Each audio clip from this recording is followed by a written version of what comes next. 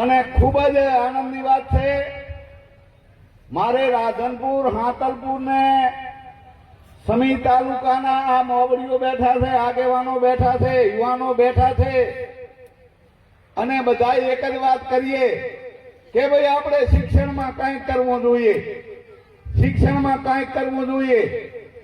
અજ્ઞાની બેન ને કદાચ આપણે બાદ કરીએ, કારણ કે એમણે 2-3 સ્કૂલો ચલાવે છે, છાત્રાલયો ચલાવે છે દીકરીઓ માટે. પણ હાતલપુર ને આ રાધનપુર ને આ હમી, હવે હમી કાંક હમણે કાંક પાયો માંડ્યો તો, પણ અહીંયા તો આ જુઓ, અહીંયા આપણે હાઈસ્કૂલ લાયા છીએ કેની બેન, એ વેચાતી હાઈસ્કૂલ લાયા, એનું બાંધકામ ચાલુ છે.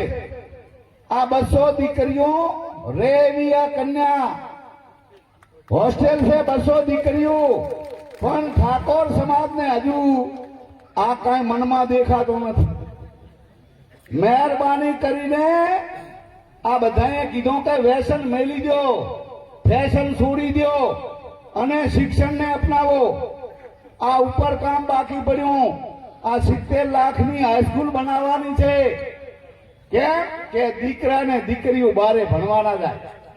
આ માવજીબાની નથી કે લવેંગજી ઠાકોરની નથી કે મનસુખજીની નથી. આ બિલ્ડિંગ ઠાકોર સમાજનું છે. તો હજુ આવું બાઘેડા ફેરે ફેરે મિટિંગમાં પાડીએ અને હજુ તમે ખીચા ઢીલા ના કરો તો આ કોઈથી ના થાય એકનું કામ. આ તો ધારાસભ્ય મને બનાવ્યો, તમારો આભાર, પણ બીજી સમાજે મને મત આલ્યા. આ ધારાસભ્યની તાકાતથી આ થોડું બધું ચાલ્યું છે ને સાહેબનું. સાહેબ એટલે મહેરબાની કરીને આ જોડીને વિનંતી કરું કે જે દારૂ તો નહીં પીતા હોય એને લાખ વંદન, પણ નાના નાના વ્યસન હોય ને એ મેલી દેજો. આ ડોક્ટર વાત કરી, ડોક્ટર કેમ બન્યો? એના માતા પિતામાં સંસ્કાર હતા, એના મા બાપે એને ભણાયો ત્યારે ડોક્ટર બન્યો. અમારે આ શક્તિ વિદ્યાલયની મારી એક દીકરી એ 1લો નંબર લાવી આખા તાલુકામાં, અને આ શક્તિ વિદ્યાલય ચલાવી જાય કે આમ છે તેમ છે. સાહેબ આખા તાલુકામાં આ શક્તિ વિદ્યાલયનો નંબર 1લો આવ્યો. તાળીઓ પડો, તાળીઓ. આમાં 1લો નંબર લાવવો એટલે નાની વાત છે. એટલે પણ એ ભણાવીએ દીકરા દીકરીઓને. આ તમારું ઘર છે. આ હાઈસ્કૂલ અહીંયા ચાલે છે અને કુમાર છાત્રાલય ચાલે છે. દીકરીઓ અહીંયા 40 અત્યારે સમાજના ખર્ચે ભણાઈ રહ્યું. એમાં કંઈક આપણે આપીએ. અને બીજી સમાજની વાત કરવાની નથી, કારણ કે એ તો ખૂબ આગળ નીકળી ગયા.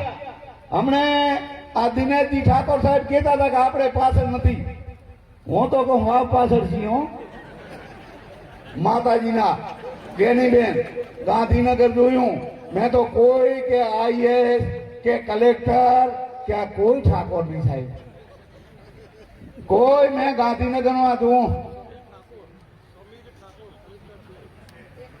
એક કદાચ જો છે એને સલામ, પણ આમાંથી તમારે આપણે બધાને હવે ભણવાનું.